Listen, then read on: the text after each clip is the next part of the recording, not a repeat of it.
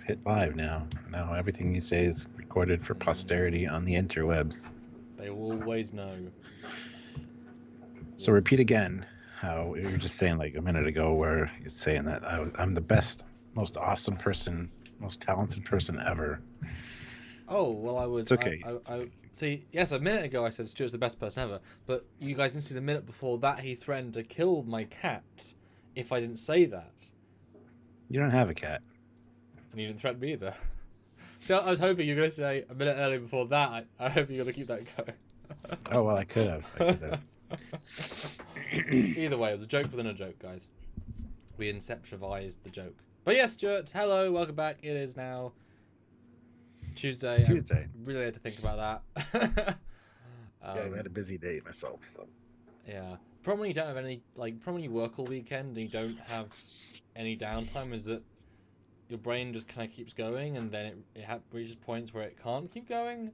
And today's one of those days where it's just like, there's been things, but also it's like, oh, I'm still going, am I? Yes. Yeah. Well, we're here to talk. Yes. About the Discovery A. I feel like we talked about this a few times already. Well, and if you take the views literally, although obviously same people watch both videos, but we did do a first look on Saturday, 40,000 views. A lovely detailed breakdown on Sunday, 45,000 views. So if you take it literally, then 85,000 people have watched us hear about it already. But you know what? I'm going to guess a lot of you are going to turn up anyway, because there is a difference between those and this. Those are pre-recorded. I edited things out. They're always about a third longer than whatever was put out. I took out our worst thoughts, things that didn't make as much sense, to make it nice and compact. Also, we've had more, we've read the comments on those, and there's controversial arguments and points and things we've been able to take on board, and we can now talk about today. And that interaction factor. See what you guys think, because we've had hundreds and hundreds of comments. We thought it would be a fun way of doing one more hurrah and seeing the live interaction version. And just for the record, guys, we're already at 82 likes with 116 people here. That's awesome. Hit like, we'll get to 100. We're also super chat wise above our Sunday drunk live and our Mandalorian review yesterday put together combined, I think. So good job. Keep it nice. Yes. It's as if you guys like starships or something. I'm excited, guys. We have the same renders that I did in those videos, the breakdown ones, so the nice comparison ones, and also show the A and all that detail. But I will go straight into sharing.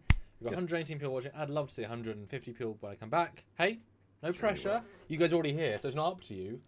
Unless you want to log into your incognito mode in your PC and so you could do that. I'm just saying. Cool. Bye. Yes, please do. Tossive1 says, hello from Toronto. Well, hello from London, Ontario. And he's in the UK, so who gives a shit? But hello from London. I'm just down the road from you, Toronto. So good to see you. Tossive1. So, yes. I hear that Toronto's going on a lockdown. You're getting more stuff locked down because of the COVIDs. I don't know, the situation. It's regional now, so... hello from Ottawa, says Caldriff Fridgerlack. And Greg Klein, hello from Ohio. A lot of people here from all different parts of the planet, which is awesome. So welcome. If you guys want to help us out, you can. As we said, the super chats are a great way. We've already hit our 100 likes, which is great. One of the easiest way to help us out is hit that like button if you haven't already. If you're just arriving, hit that like button. I'm sure we can get 130 within the next couple minutes, so hit that. Also, super chats, as we said, a great way to get your voice heard, your question answered, your comment read, your thoughts about the Enterprise, I did it again, the Discovery A out there, and any questions you might have for us. This is a much better form of doing these kind of videos, because sure, we did the edited one, but at the same time, people are still asking questions in the comments, or they miss a point in the video. So we'd like to adjust those like in real time and get those sorted out. So it also helps out the channel to do the super chat. So if you can, please consider doing so. Also, there's a join button down there. You can join the channel at the rank of Commander, Captain, Admiral, Fleet Admiral, or President of the Federation. So lots of great options there. You can head on over to Patreon at patreon.com/Trek. sure you notify us in the regular comments stream, and let the moderators know. They'll notify us, and then we'll be able to read it on our email, your question or comment via the email for PayPal then. So lots of ways to help us out. Also the description, all the Teespring stores and all the cool stuff is down there as well, so check that out. And I was right, 165 people. We made it, Stuart. We got over the 150. Awesome. And awesome. we hit our 100 likes already, so there you go. We can hit 150 next. That'd be awesome. So keep hitting that like button if you haven't, guys. And I love seeing so many of our regulars, which obviously weren't there for the last 2 lives. Like so many, the familiar names. Like, oh, here you guys are. Yeah. It's like, hey, the team's back. Yeah, you guys just don't like Star Wars. It's fine. Yeah, that's fine. All right, so let's read some super chats, shall we? Yes. We got Christian Montgomery, who throws in $5. I'm curious how the central computer core got upgraded with the sphere data. I know. I am too, actually. That's actually a very good point. See, and this is why these videos are fun, because we didn't even talk about that in the other 2. Yeah. So those things we can talk about. Yeah. No, the sphere data is interesting because Zora, the artificial intelligence on Discovery, kind of made its presence known 2 episodes ago, with when Saru was talking to the computer. So it's already kind of doing its thing. So you'd think that with them going in and poking around and doing all these upgrades, that an artificial intelligence might be kind of going, "What's going on, guys?" So I don't know. I hope that it's brought back soon. And still, there's the disconnect now with Calypso and the old Discovery design. We'll talk about. In fact, I'll go get screen caps from Calypso so we can talk about it directly. Because that is obviously one of those. There's a few controversial things about this ship, which we'll get to. That is certainly one of them. Yeah. So I mean, they can still fix that. It could be a discovery from another timeline or something. Instead of jumping 1,000 years in the future, they find a way to send a message to just leave Discovery in the nebula for 1,000 years for some reason. Like, there's a lot of possibilities there. And it's not a plot hole yet when they're a show that's still coming out. Yes, exactly. Because they know that as well, so they can write a way of fixing it. So I don't like calling it plot hole yet. We haven't got there. We're not even that far through the series yet to see the grander story. So you can't say, guys. Although briefly on the whole Zora thing, Zora is her name after 1,000 years, so we don't like that was taking we're adding that extra knowledge. That could just be the basics of it. If we assume it's evolved as it is in the future, there's no struggle or challenge at all. So we've got to assume it's super unevolved and just kind of a slightly clever computer voice as opposed to like the actual thing we know later. Although it picked its voice 1,000 years ago, again devalues the future thing. But whatever. A little bit. Yeah, I still want to call it Zora though, to kind of refresh my memory as to what Zora is, because somebody mentioned it like a week ago. What the hell is Zora? I had to so that's why I've been saying it, because I just want to get it drilled into my head. So no, I totally agree. It's just that slight clarification. So those that catch me saying that, no, we do mean that. Yeah, and the computer core upgrades. I mean, that's actually a very interesting point, which hopefully we'll get into at some point and get an explanation for. Although in reality, I mean, you couldn't replace or you couldn't upgrade the computer core. The thing would be so outdated. It would be like giving somebody a horse and carriage and say, "Yep, run your diesel empire on a horse and carriage." No, so they obviously got a complete replaced new one, and then I guess they, Can you imagine though? It's like imagine getting a hard drive from 20 years ago. All right, now please move your 210 megabytes into your 17 terabyte hard drive. Done. Oh, okay. Yeah. Yeah, so maybe that's why, they upgraded the space. They put all the old information, which includes the sphere data, which filled Discovery's computer banks, essentially. Put it in the new one, and the AI's like, wow, there's a lot of room in here. That could be why it evolved. Like, as simple as it had more memory. That's actually very clever. Yep. But just, I like that, so much more advanced. Olivia Julius puts in $50, which is amazing. Thank you, Olivia. Incredible. So here we go. The guy in charge of refitting the disco saw a crew member wearing a disco shirt and thought, hold on, if this ship spins, it's obviously a disco-themed ship. So he made sure it was extremely flashy. He was later fired after finding out. Yes, that's why it looks like a Tron ship. I was about to say, someone actually went back to, like Tom Paris went to old historical records. He went back to the old Daft Punk songs and thought, oh, they're in a film. I love this film. All of a sudden, oh, you want me to redesign Discovery? Yes, please. Now it's the Tron ship, but I'm okay with that. Eugene, 250 rubles. Let's address the elephant in the room. It's 32nd century technology. Sorry, Chris. Is 32nd century technology advanced enough for Discovery to have main cargo bay door? I don't think it is. It's like detached nacelles. You know, people don't understand them, but you don't. Why do you need a shuttle bay door in the future? You know, the force fields are so advanced.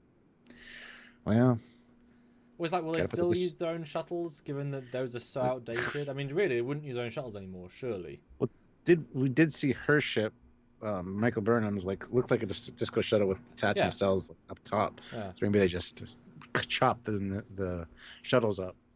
But that's true, though. Why would they need those shuttles? I mean, they're just. I mean, you keep one as a reserve one, but it's like if it can go, warp 7 for its time, that's like warp 2 now. And are you really going to waste dilithium to keep the shuttle powered like that when that dilithium could power the Nog? Really? Yeah. It's after going to let you keep one of your shitty shuttles powered. Really? As in powered to go to warp. Etc. etc. Weird. Good question, Eugene. Yes. Andrew Parent, $5. Thank you. Evening, guys. Not sure how I feel about it yet, other than that I like it more than the original. Otherwise, it's a 50-50, great and meh. Yeah, I mean, a lot of people I see a lot of comments, unfortunately, that are like, it's still ugly. It's not, though. Now, if the show had started in this time period and this is what we got, I'd be like, that's a cool ship. It's not perfect, but... No, it's not. But it suits, and it looks better, in my opinion, but yeah. It'll grow on people, I think. I mean, we haven't seen it really fly yet. And we don't even know the whole colour yet, because we've seen in the context this blue thing. We haven't seen it really do its thing yet.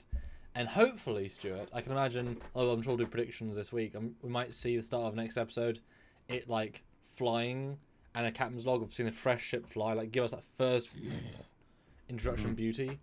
One of the shakedown cruises or something. Oh yeah, perfect, a shakedown cruise. But the thing is, I think the biggest sticking point is the nacelles and the fact that they are. And obviously, when I did this thumbnail, I was able to. I carefully looked at how the thing was, and then you saw clearly they are moved away, and you had to, and that's obviously the sticking point. If you don't like, if you hate that as a concept, the ship is still garbage. If you accept it, then I think we will appreciate the ship more than it was before.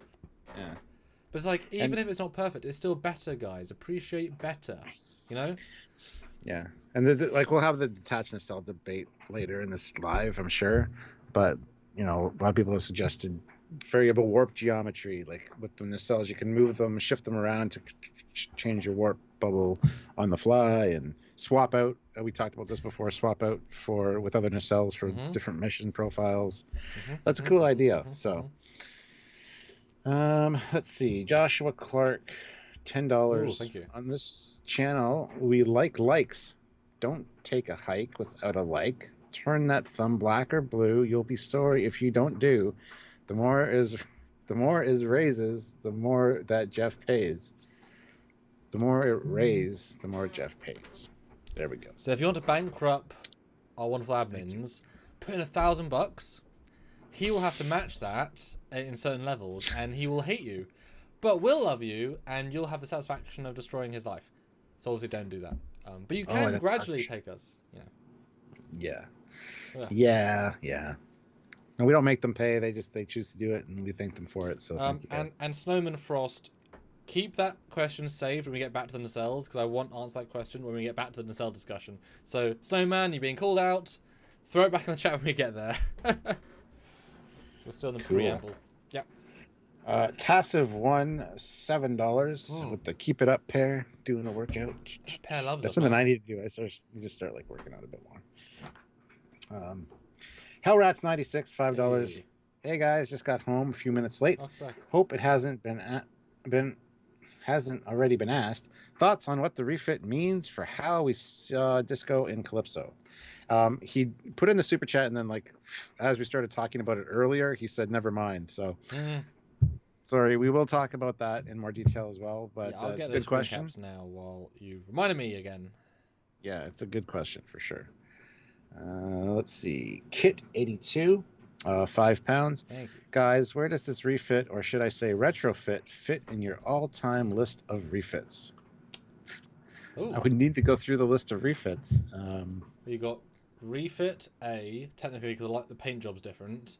You've Yeah. got D into Galaxy X, you could argue. You've got Yeah. E into its 1 second in Nemesis. Yep. And the few gradual changes from movie to movie just with the nacelle placements. But that was a substantial upgrade. And you've got the NX to the Columbia if we really want to go that way, but it's not really. I mean, it's technically. But Well, we could do the refit to the refit with the secondary hull, or not the refit, the NX. Sorry, the NX to the refit NX with the secondary hull. there's actually very few refits, but is what we're saying. And there's also Voyager with the shielding. That's kind of a refit. Yeah, I would just call that slapping shit on top of it, but Wow. it's an argument. Yeah, we'd have to do a separate list of refits. There isn't that many, to be fair. But No, that's true. things in terms of like all of those ships, they were already good, and they were changed, right? This one, it wasn't so good. It was made a lot better. So in terms of quality to quality, this is probably the best refit because of how much it improves. NX refit is close to that, but it was already still pretty good. Yeah. Oh, this is probably a more substantial refit too, just because of the amount of the advancement of the tech, which is another reason I think for the A being added, because it was such a massive overhaul. Mm-hmm. So yeah. Yeah. Joshua Clark, $10 again. Ooh, thank you very much. My thought on the detached nacelles: we have wireless power transmission tech today, induction charging. So why not wireless transmission of warp reactor energy to the nacelles? Yeah, and we'll talk about that a few different ways. That could be a thing as well. One of the biggest things I see in the comment section, though, people freaking out about the nacelles, is how will Eagle Moss make a ship? They'll find a way. Don't worry. I mean, plastic, see-through plastic, done. Clear plastic. Yep. Yeah. I mean, they have done ships similar to this in terms of absurd, like how is it going to work, and they've done it, and they will often break. I mean, honestly, they might only do they might only do a larger scale because otherwise it might break. I mean, Solar Sailor, that thing breaks for everybody pretty much. Like, yeah, that's one of the ones I don't have. Yeah, expect it to be destroyed. Yeah, because it's not built. It can't be built well, unfortunately, unless you build like out of titanium. Hellrats 96, $10. Thank you very much. Thank you. So with programmable matter, does that mean the ship will be able to heal itself? Can it make weapons appear anywhere on the ship? Does it even need shields anymore? That's a fantastic question. And is it an advancement or a progression of the ablative hull armor tech? Could be. Could be. I mean, there's lots of potential there. And I'm sure, hopefully, we'll learn more about that as the season progresses, as what this thing can do. But that's a very good question. And that's actually a great comment as well. I just forgot because I read a chat. What was the comment? Which comment? The thing I just read. Because I read one chat and it overrode the thing I just about to think I've read. So with programmable matter, yes, does that mean the ship will be able to heal itself? I mean, yes and no. The hull is still made of normal matter, but you can do things and change things with new matter. So you could, like, smooth over a hole with the matter. And then the other thing you said about the weapons. Yeah, we talked about that in a previous video, how there's now a lack of visible weapons on the hull and on any of the ships. Yeah. There's no details on any of the other ships. So you can assume that they, create weapons at their own whim. Although sometimes a great... Oh, yeah, sorry. I was going to say either programmable matter weapons or even holographic weapons, because we saw the one ship, or heard that the one ship is holographic force fields, essentially. So... And someone mentioned, and this is a really good point to bring up straight away, what happens when the power goes out, though? Mostly in regards to the nacelles, specifically. Well, we've heard... This has been an issue for me all along, as far as sleek, no tactile buttons at all on a console. When the power goes out, how do you jury rig something? Because there's nothing to jury rig. You can't attach something to a button. So it's always an issue with this kind of future tech. So yes, I understand that if the power goes out, are the detached nacelles just going to drift away? I'm sure there's some kind of once the power goes out, the powerful magnets engage and just walks to the hull or something. It's future tech. It's 900 years in the future. Who knows what could come up? They could come up with. Well, it's one of those things of necessity. It's like if the heat goes out while you're working in Antarctica, you're going to die. So don't go to Antarctica. Because if the heat goes out, you die. But you go anyway. Well, if the power goes out there, you got a backup generator, right? Yeah, it's running with diesel fuel or petrol. What if you run out of diesel? And if that fails, yeah, see, then you go to battery power, battery backup power. You've always got an auxiliary. You've always got an auxiliary of an auxiliary. Well, but in that time, you're fixing the primary thing. You know what I mean? Like, yeah. So. Yeah, but you know what I mean? Like, there are situations where it needs that to function. If you're on a plane and the power goes out, you are probably going to die if it all goes away. But we still fly. You know what I mean? So I'm not against, and like you said already, just the fact they have touchscreens, if the power goes out, everything goes out. It's irrelevant the nacelles or not. At that point, the gravity, the air, it's a thing. You have to have power. But guess what? If you watch all of Star Trek, power goes out super infrequently.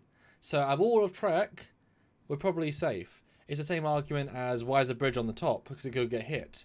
Because you don't design ships for battle. They're not warships. If you watch Trek and how many days of the lives of the crew they get battles in, it's a very small percentage of all the days of all the... So, yes, they could build them inside or do it the way they did for hundreds of years, and only been a couple of battles a year, maybe. So it's kind of we're well past that. And like you say, there'll be emergency procedures, etc. I'm sure there's a magnetic thing that pulls them in. There has to be, something reserve. Yeah. Yeah. And there's always unforeseen things. Like, yes, if you go into an alien cloud and it's literally draws all the power out of all your battery reserves and everything, you're screwed. Like, anyway. You really have nothing. Yeah. So, Although, to be fair, though, sorry, just one more. To be fair, because of how they exist now, this post-burn world where everyone's more vulnerable, I would throw out the assumption that they're more likely to now design into their ships more safeguards. In case redundancy systems, in case around Dilithium mid-space, in case, like every ship is more generational ship ability. Every ship can this and this, because there is just so much potential of being lost and never come back, etc. And the thought in my head is that the detached nacelles actually came about because of the burn, because of all the ships that exploded because they were at warp when the lithium went inert. All that power feeding through the strut just, and it's actually the struts, the plasma feeds, and/or the warp coils. And/or the warp coils that were the cause of the explosions. So, yes, if this ever happens again, let's have detached nacelles. So, sure, the nacelle will blow up. We might get some hull damage from, explosions from the side, but it's not directly connected to the internal systems of the ship. So, that's kind of my thought as to how or why detached nacelles are now a thing. Well, you blew my mind there. That was a hell of a... I do not think for a second that the writers thought that. Did I burn your mind? You kind of did. That's a really, really good theory. Because I want to talk about my takeaway from the fleet we see is that they are all pre-burn ships. The reason being is that the way they kind of show what they have in the Starfleet repertoire is so limited that they might have one shipyard, two shipyards maybe, but they haven't got the personnel, resources, like if they got programmable matter, fine, but you need other stuff to build ships. If you run out of deuterium, etc., if you run out of this or this, you can't just build lots of ships. So is every ship here a brand new build, or are they pre-burn and they're just staying there because they need to? Is a focus how quickly into we've lost everything, are we rebuilding ships versus just, like you said, putting out fires? I need to address a few things because there's people in the chat freaking out. Captain Spire says, no, they said that the lithium crystals exploded.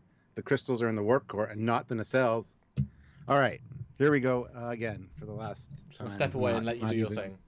Not even close. Feet up with this. Enjoy the lithium crystal. It didn't say that the lithium crystals exploded. Books said everything went boom. But then later we got a better explanation that all the lithium crystals went inert, which means they stopped being the porous material that allowed matter-antimatter reaction flow through them. So if a ship is at high warp, because all the dilithium crystals do, they're not a power source. They're just, you create the power, you feed it through the dilithium crystals. It creates the high energy warp plasma, which gets fed to the nacelles and the coils to create high energy warp. So it gets focused through the crystals and sent through the pylons, out the plasma conduits. It's already gone through the crystals. So if the crystals go inert when all this power is going through them, you would think that the explosion would be a chain reaction up those plasma conduits as the raw power is not focused through the crystals anymore. Yes, I can still see the warp core exploding, but it's a result of the crystals going inert. The dilithium didn't explode.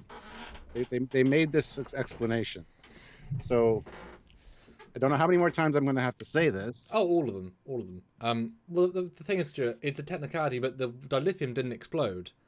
The dilithium stopped a controlled reaction, which then stopped being controlled and exploded. It became an uncontrolled reaction. Exactly. A lot of power. Yes. Focused through these crystals. It's exactly what happens when in TNG they say we're losing warp containment. Yes. That's how you also cause a self-destruct. So it's nothing to do with the dilithium itself. It's it going in. It's the same result, but it's a very specific cause to not. I can still see the warp core going kablooey just because once the energy goes in. Although you would think you'd have safety measures, but I like the idea that any power that gets past that, maybe. But I would still think the reaction of the warp core itself would go.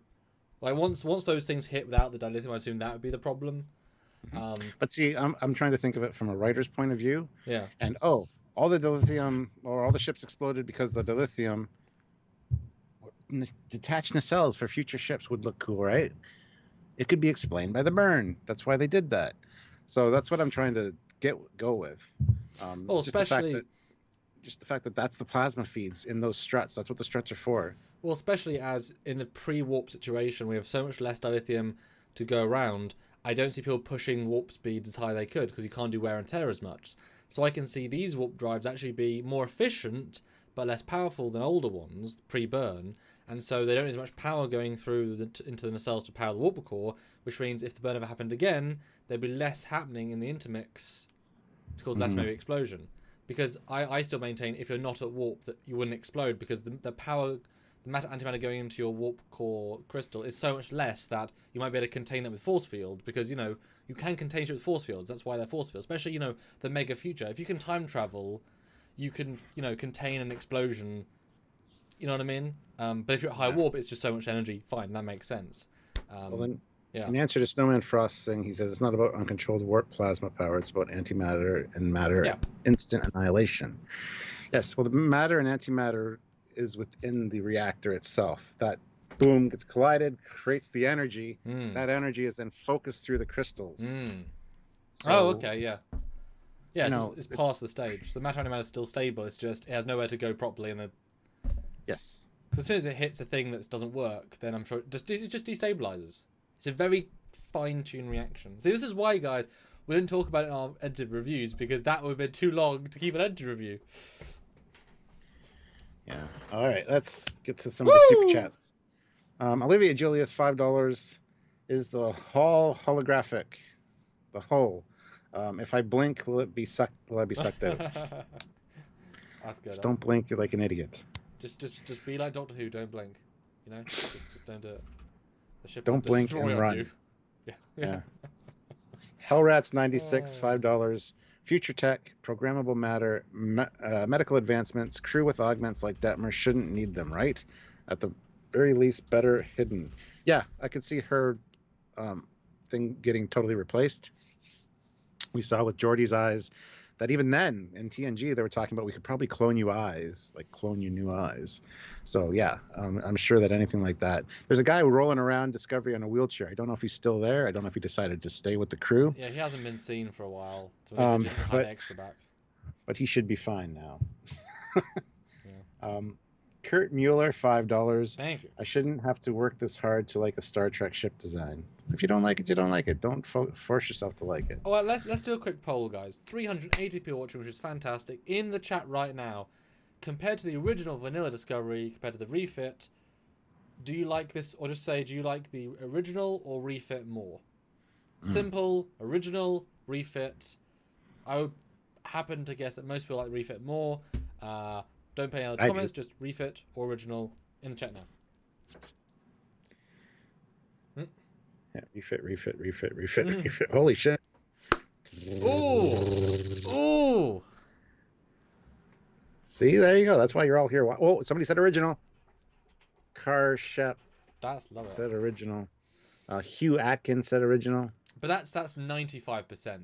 That's 95, 96%. Easily. I mean, see, thanks guys. That's why these lives are great. That was brilliant. That exploded. Anyway, Joshua Clark, $5. The Thank lithium crystals are to a warp reactor as a control rod is to a nuclear reactor. That's awesome. Yes. Oh, I skipped one. Sorry, I didn't mean to. Captain Happy says puts in $5. Weapons. What are the weapons and what is the top speed? We don't know, and we don't know. Yeah. It's that simple. There's not even any visible weapons on the hull, as Samuel said. We can't count, phaser emitters because there's none. No, I bet you we're gonna get turrets that pop out of nowhere and shoot, and they'll be very similar to the JJ ones. Or even, I mean, to be fair, I would so love if they were still phaser strips, but the phaser strips literally activate as you use them, and they're just like a ring, and they're just like little, like a glowing phaser strip that activated as you needed it. I think that'd be visually. Don't go back to turrets. Like, I get why, but stick with strips. That would be really I could cool. even see like a holographic turret like appear and then fire and then disappear and then move and. Well, that'd be replicable matter, but I like same. But I'd like the look of them more like, because then the entire hull could be a phaser strip, Yeah. I think that'd be really, really cool. And in terms of top speed, I actually wouldn't mind if they did the gimmick of we now go white warp 22. The TNG all good things joke. I wouldn't mind that in this context, Set course, warp 13, and they're like, hold the front door. What? But actually it's warp 9 point, and they say, by your speed that's warp 9.9999999999976. Okay, I see why you went to warp 16. Yeah. That joke would be perfect, Yep. That would be the warp scale is so incremental that it's good. It had to have changed at least once or twice more. But wouldn't that be such a fun joke as well between Tig and the Trill non-Trill? Like that joke would be so fun. Yep. TJC side 63, $5. Maybe the warp coils are now in the nacelles, and how about remove the neck and have detached bridge, rings, and secondary hull? Well, the Intrepid looks like it has a detached secondary hull, yes. And if you watch our video on that, but maybe the warp coils are in the nacelle. They always have been. Yes. The nacelles have always been housed the warp coils. Although I wouldn't mind if it had a warp core in each nacelle. I mean, a warp core. So there's no warp core in the hull. I would be totally fine with that. Absolutely. Because then you put less power into the industrial reaction there. That'd be great actually. Because then you can jettison one if it starts to get kablooey. See, that's great because here you go. Because post burn, you put small little warp reactors in each nacelle, and the way they stay attached to the ship is through quantum entanglement. In the center of the ship, have the main core for the ship, which is different, but it's got quantum particles in it that are the quantum copies of the ones in the nacelles. So wherever this goes, the nacelles have to stay a certain distance regardless. It's just quantum theory. And safer. I don't know if that's how quantum theory quantums work. That does sound great. And things that's futuristic. And this shows why people don't understand the separating nacelles. There are clever ways, Although GC puts a great comment. Guys, we're at 446 people. See, I told you you'd come and talk about this. Those naysayers. Aha.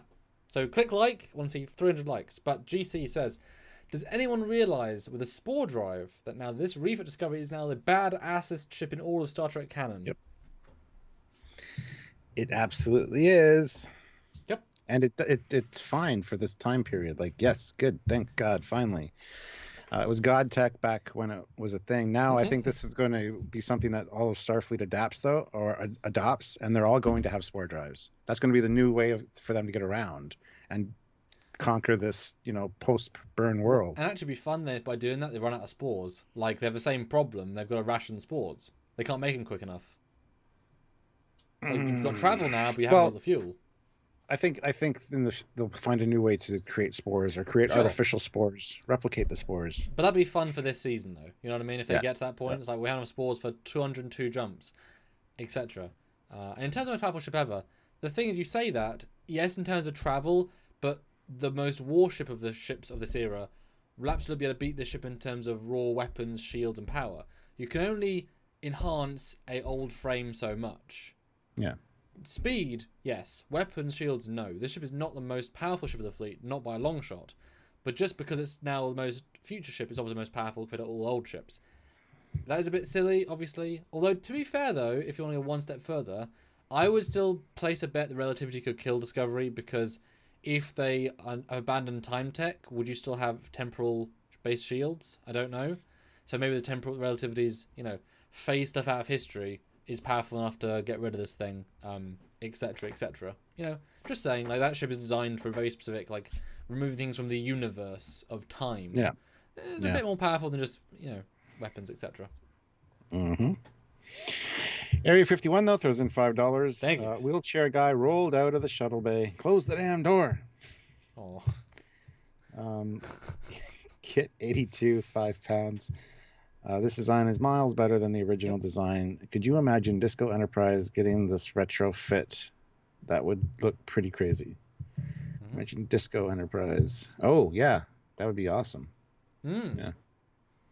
See a decked out Connie. Yeah, that'd be awesome. Yeah. GC puts in $1 with no comment, but thank you. All makes a difference. Thank you. Alex Mackey puts in £5. Thank you. Anyone that doesn't understand how the warp core works should go watch the TNG booby trap.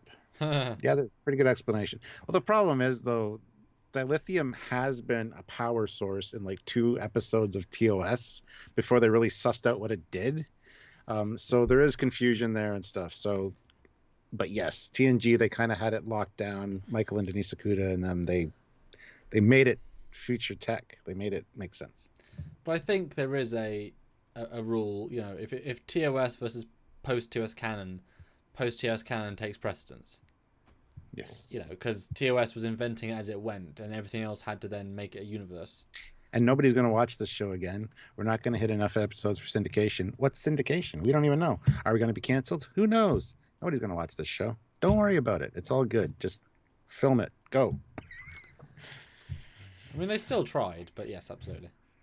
And nobody's going to notice all the little, the TVs, the black and white TVs, and even the new color TVs. There's not enough, resolution for them to notice all the imperfections in the set. Nobody's going to watch this more than 2 or 3 times an episode anyway, right? Well, they can't, because they're VHS tapes which don't exist yet.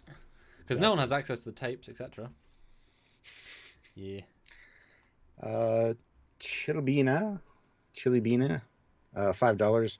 Hope they converted some Science Bay into a holodeck. I'm waiting for a good holodeck episode, maybe with Zora.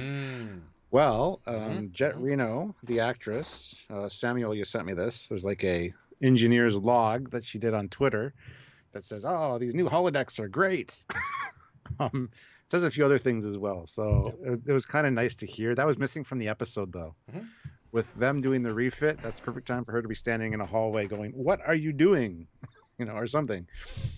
Or as Samuel said, have her on outside in a spacesuit. How do these nacelles even work? It'd be great. Yeah. And just the problem with the holodecks, so they've got confirmed holodecks, which is actually adds a whole new story technique, to be fair. Problem is they basically had holodecks in season 1 anyway, which they never used again, to be fair, Stuart. Whoever wrote that story realised they were wrong, didn't use them again. Give them credit for that. But they were close enough to holodecks anyway that it kind of devalues we've got holodecks now. Because if they'd never seen holodecks, this would have been a really cool thing. But now we do holodeck stories or training simulations, or they can now go back, because that actually would be kind of cool. Or history lessons. Because that would be kind of cool if Michael ends up holographically watching Spock's final mission, and it's what's the guy's name, Ethan Peck in Wrath of Khan uniform dying, and she's there watching him die. She's like, "Wow, Spock, you really had a really interesting career after I went away." Because that could be cool. I mean, the holodeck is literally, so they've got all of canon to go back into. Not that this season is about that, obviously, but they've got a lot of power there. Yeah, and 464 people here, which is fantastic, guys. Welcome. I wonder if some of you are new viewers to the channel, because we've got a lot of new subscribers lately because of the videos we've been putting out about Discovery. So if you are, make sure you're subscribed, first of all, and make sure you click the notification bell icon to all. But also hit that like, guys. We can hit 300 likes easily with 466 people here. Come on. I want to see the 400. Well, I'm 300. Let's be reasonable. Click like right now. Click like if you haven't. Let me hit a quick non-super chat before you jump in all the super chats, because it will disappear. Yes. GVN says, how did the Federation get so advanced in 1,000 years when the Dominion couldn't in 2,000 years, and the Voth in like 20 million years? Thoughts? Well, the Voths weren't that.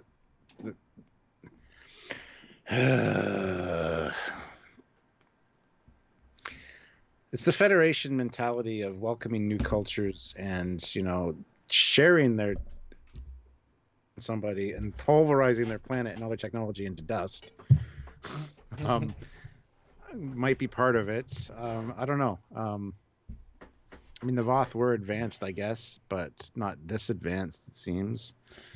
I mean, my gut would be that Dominion were through fear and conquering, and also just want to be left alone. So they weren't trying to advance everything like this. And if you're always fighting wars, you're not necessarily designing new stuff like this, etc. And the Voth, who said they weren't this advanced? I mean, they could travel around the galaxy in seconds. I mean, we don't know. They had a ship bigger than any ship in Starfleet by, like, if you look at a comparative Borg cube, it's like 6 times length of Borg cube. And they can transwarp. I mean, I think the Voth Pro were advanced, just in different ways. And thank you, Xavier Gamer. We love you too. Woo! All right, guys, we got to get some of these super chats. Yes. Don't worry if you left a super chat. We will get to it. We're not ignoring you. It's just we got to, answer each one. So click like. 301. Click like. There you go. Ooh, yes. Now let's hit 350. We're not even for 400 yet. Not 350. 350. Shut up. As our admins like to say. Well, one of them. For him. Let's see. Anthony Richardson, £5. Thank you. It's like the future shuttle from Enterprise, big on inside only. The nacelles are attached on the inside, but not on the outside. Safe if power goes off. That's fantastic, and that is great advancement and bending of my mind enough to make it futury. I like that. That is awesome. Because that ship is canon, so it's less advanced than this stuff. Yep. TARDIS tech already exists. Go. Good job. Damn. Awesome suggestion, Anthony. Christopher McCooey, €5. I seem to remember anytime a ship is going faster than its max rated speed, there's someone complaining about stress on the nacelles and the hull. Yes, there's something called a structural integrity field that prevents your ship from flying apart. It's basically a force field around the hull of the ship, and you can stress it. And when it fails, you better not be doing anything weird because your ship's just going to melt. And am I right in that you don't want the ship to be blown apart? You don't want that, right?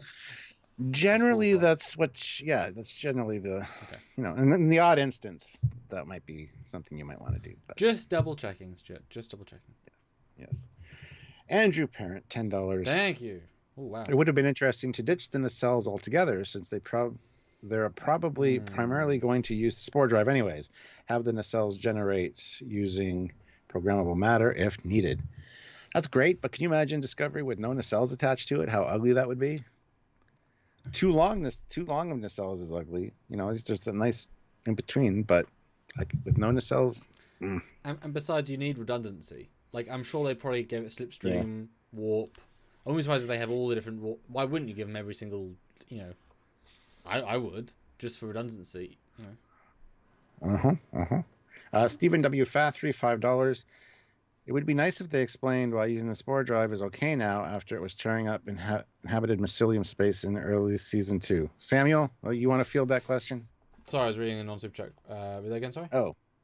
It would be nice if they explained why using the Spore drive is okay now after it was tearing up inhabited mycelial space in early season 2. Quick answer, it wasn't. In season 1, that was Mirror Stamets causing damage. In season 2, that was dead Dr. Culber. Both things were resolved, and the mycelial network fixed itself, and it is now a completely side effect free travel across the universe in all time. Yes. So Mirror Universe Stamets messing around in there in season 1, and in season 2, everything that Culber touched turned like black and gooey, remember? And because he didn't belong in there, so they got him out, and everything's fine now. But the fact that most people remember it as not that is a problem in writing, that it wasn't clear. Yep, bad writing, and yes. If you go back and watch it, though, they do explain it, but it's not something a lot of people picked up on, Xandor Nix Utan is now a member of the channel. He has joined at the rank of commander, so welcome. Welcome, Sounds like a very alien name. If you're an alien overlord, welcome to Earth. Please help us, because we need all the help we can get. And guys, if you do want to join the channel, that would help extremely a lot. Just there's a join button in the chat right now. Click it, see if you want to. These things will help us like a lot in 2021 when the shows aren't on. So if you want to set that up now and help us out, the monthly thing does go a long way. It helps us know we can just keep going, and we have lots of great plans in 2021. So if you can, please do. We've always got reviews and stuff. We'll always have a couple lives a week, so don't worry. You'll always have time with us. So if you can help us out in any way, please. Because we're a community. You know, the 505 of you that love ships. Because you're here for a ship. You guys are the bomb. You know? So click like. Ravenbane, $5. Since exploration isn't a priority for the Federation, did they scrap all the labs? No, because that would be stupid. You need labs on your ship because you're going to run into the unknown, and it's space, for Christ's sakes. There's always something out there that's going to be new and needs to be. So no. Well, and also, you know, labs aren't just for exploration. They're for dealing with any sort of thing that comes to you, dealing with side missions, pet projects. But I definitely think we're. I mean, well, no, okay. If I was running the show, sorry, go back a step. I would have them say in a dialogue that because of new technology, we're able to streamline our labs. So we're actually now, you know, with all the heavy modifications, we've lost most of our labs. But now they can do 3 times as many things in half the space. And so now there's actually more advanced labs. Because anytime we see a piece of tech from the Discovery era, it's anachronistic. They shouldn't be using their scanners, their probes, their medical instruments, their hand, anything. All of it is outdated beyond belief.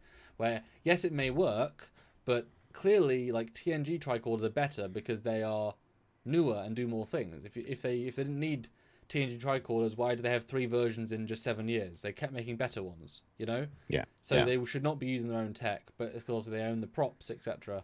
So that's one of the flaws. Hopefully, season 4 will be the new uniforms and new props. It needs to be, even if they have like 3 episodes of the old ones, but it would be astoundingly odd if they had the old uniforms by season 4. Really weird.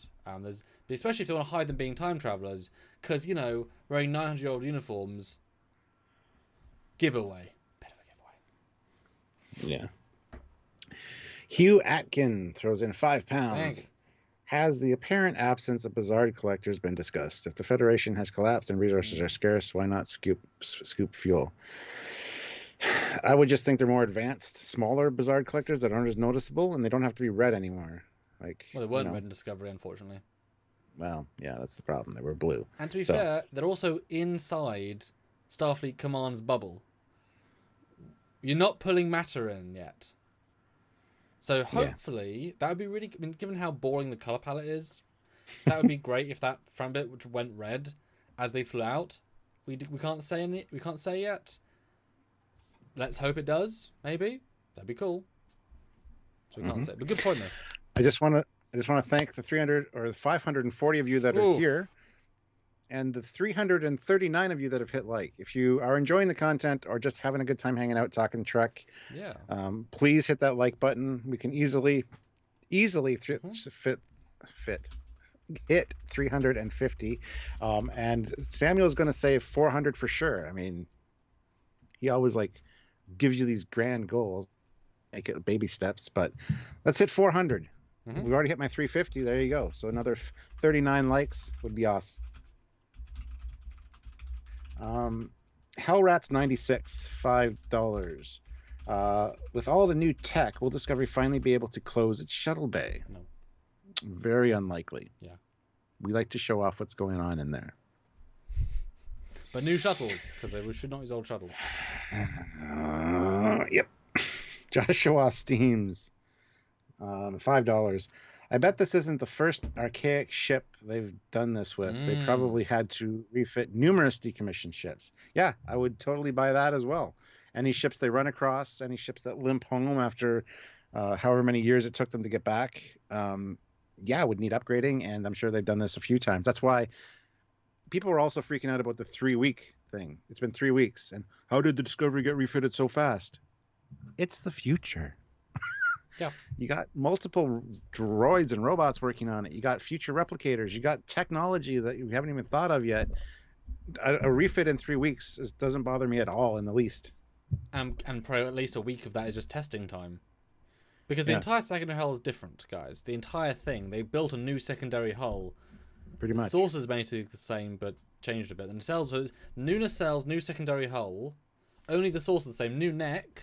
So only one piece is the same. Everything else is brand new, or ripped to nothing and then rebuilt on top of it. So it's more complete. It's more a 3/4 rebuild than a refit. Just kind of like the refit in TMP was. Same superstructure. Everything is different pretty much. And do you not think this ship being able to survive more than one torpedo hit is a top priority? Like, they're going to pull every single engineering team and repair droid onto this ship. Of course they can do it in a week and a half. You know, easy. Well, Brent C says 3 weeks doesn't seem short at all when you have programmable matter. Yeah. Exactly. I mean, it's probably designed in a day, built in a week, you know, fully completed in the second week, and then tested in the third week, and now it's done. Easy. Yeah. Kurt Mueller, $5. Starfleet is hard at work learning to synthesize the spore drive down to one container of living spores with an interface at the navigator's position. Absolutely. I can see that being the new thing. Like, you're not going to need a Stamets down in the spore room. They're going to streamline it so that you can cut him out of the equation and have some other way to control the navigation of the spore drive. Yes, totally buy that. But then that character's then redundant to the entire show. I think they need. But they'll keep him on Discovery, obviously. But all the other ships that get the new spore drive that's half the size won't need a Stamets. No, I think that'll be the limit. I think they'll say, Stamets, we need you to help us make other people look at mycelial. And they say, isn't that against regulations? They say, this is special dispensation. And then we get an interesting moral half story about, I mean, is this okay? But at the end of the day, they decide to, and then they've got, 7 pilots. But the thing is, it's completely side effecty. Like, he never had headaches or any of this stuff. Like, he's fine. It's all good, Yeah. Mm-hmm. Yeah. Let's see. Raymond Borg, great name. $10 Australian. Wondering if they were ever change the interior of Discovery. Yeah, see, we were hoping for that. I mean, the controls that are all, it's like, whatever. Seriously. It already looked too advanced for TOS era anyway, or pre-TOS. Now it fits. It's fine. Just leave it. It's obviously still too big. All the sets are too big, but all they could do to improve it one step is paint the whole thing a blue silver instead of copper, which is a god-awful copper, and then like change how the light panels work. Maybe add some more like glowy greeblies, etc. But yeah, they need to at least repaint the interior. At least, match that hue, because it would be. But then if they did do the interior, not change the uniforms would look even worse. It's like you change it all, or you change nothing. New uniforms, guys. That's a simple one. How can I see? The problem I have with the 3 weeks of refitting Discovery is, why did they refit the whole ship in 3 weeks, and yet they still can't change their uniforms in 3 weeks? In 1 day, in 3 hours, in 3 minutes. Yeah, when you wake up, make a new uniform with your replicator and put it on. I mean, it's easy. Don't you think they could just beam them each a uniform in front of them in about 3 minutes? They could just beam it onto them. Yes. I don't want to go that far, but yes, I did think that as well. Although no other says Stamets is not redundant. One-eye helm girl is redundant. Stamets can fly the ship without her. No, Stamets can't fly the ship. Stamets can spore drive. He doesn't have access to navigation. He doesn't ever actually move the ship. That's why their conversation at Thanksgiving dinner was like, I fly this ship. You think you're important because you're responsible for the spore jumps, but I'm the one that pilots this thing. Mm-hmm. That's their thing. They have to work together. It's like having one person has to press go to warp button and one person presses everything else. Yeah. Like, no, he can't. I mean, he could probably change the interface, so he could, but he's not a pilot. He's a scientist. He probably couldn't pilot it well, although, she doesn't pilot it that well either. So, yeah. And yeah. All right, Danny Shields, €5. Thank you. So do separated nacelles have separate structural integrity fields, reducing the stress overall? Yes. People were like, how can it be more maneuverable with detached nacelles? And it makes a lot more sense to be more maneuverable with detached nacelles than with attached nacelles for me, because anytime you got a structure supporting something that's weighs more and it's a strut in between, yes, you can have a little bit of flex in it, like a building for earthquakes, but it's going to snap at some point. If it's not attached at all, it's very free to flow and do whatever it needs to do. So yes, I would say that separate structural integrity fields for the nacelles would very much aid in the overall stress of the ship. So Aeon puts in $5. Pretty neat refit, but they should have went all out and removed the neck and the detached and had a detached saucer. I mean, that would be cool as well, but then you'd have even more people screaming about that. Doesn't make sense. I don't understand. I do like that they changed the neck though and made it more of a galaxy class shape, kind of like does that. So kudos to them for that. But a detached saucer. Watch our God damn, I did it again. Watch our Voyager J video. Because there's a side view of it on one of the schematics on the screens, and it looks like it's almost got a separated saucer or primary and secondary hull. So, Mortimus Maximus throws in $5. If there's any possible technical purpose behind what looks like, is there any possible technical purpose behind what looks like RGB light strips along the nacelles? Were there with the original? Because the original Discovery had the blue strips lighting along the nacelles. It's basically just tying back to the overall Starfleet aesthetic of blue chiller grills for the warp nacelles. It's just a new look, but with maintaining the same look with the new ones. So it's just a Starfleet aesthetic, pretty much. Chili Bina, $5.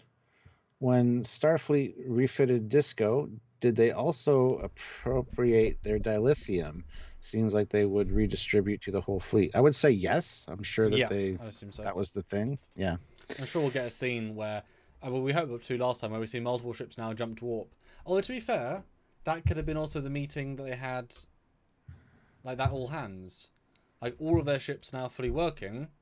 Yeah. They can now say who wants the mission. That may have been the clincher. Now we can have full meetings. Maybe. It wasn't. It would have been cool in addition. You know, Saru's saying, and now with our dilithium, every ship in range is fully functional again for the first time in decades. Mm-hmm. Cool. Mm-hmm. Kai L. Wong puts in £5 with no comment, but thank you very much. Very appreciated. What? They commented their appreciation. Yes, and that is appreciated. 409 people have hit like now, which is awesome. I think we can hit 450 though. So if you haven't hit like, consider hitting like. We have 527 of you here. So I know that some of you haven't hit like, and I'm going to guilt you into hitting that like button. Well, thumbs up. And since we had 200 more people since the last time I asked, let's put in the chat again. Let's spam it for a second. Do you like the original or the refit Discovery more? We had 200 people since the last time I asked. Do you like the refit or the original more? Let's see if that ratio is still about the same. Refit or original? Vote now or forever hold your peace. And I want to see at least 200 votes. So click now, original or refit. And Mark Lawrence, one of our Federation presidents, puts in $5. My dumb phone didn't notify me of another live. Methinks it's time for a replacement. Mark, is it the phone or is it YouTube? Because if you haven't clicked the notification bell icon to all, chances are you're not going to get notified. And even if you do that, chances are you're probably not going to get notified because it's YouTube. So. Oh yeah, my dad like phones me saying, I used to get emails from YouTube saying you did videos, and now I haven't had one in months. So yeah, they don't. Yeah. Oh look, lots of refits. We got some originals though, a few in a row, 3 in a row actually. Original. Wow, both. That's a good answer. Chat going crazy. Yeah. All right. Let's see. We got James Hoffman, $5.